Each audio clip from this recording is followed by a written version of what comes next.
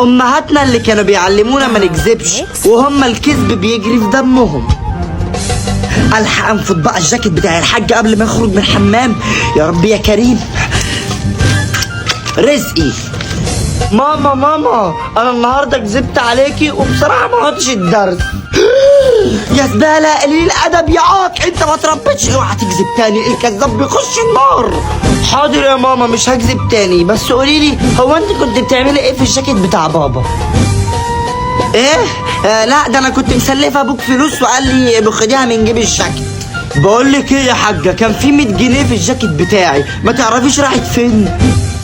ايه يا حاج؟ ثانيه واحده. بقول لك ايه ولا، خد بسرعه روح الصيدليه هات لي علبه كريم اللي هي شينشي روسا. حاضر يا ماما. يا وليه بكلمك انت يا وليه، فين امي ال 100 جنيه اللي كانت في جيب الجاكيت؟ ما اعرفش يا حاج، والله ما اعرف، والله تلاقيها وقعت منك. فداك يا حبيبي فداك. ماما خدي علبه الكريمه اهي وده الباقي. ولا يا خالد ما شفتش 100 جنيه واقعه هنا ولا هنا، كانت في الجاكيت بتاعي.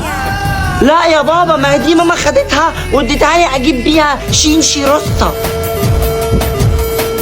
شينشي روسا؟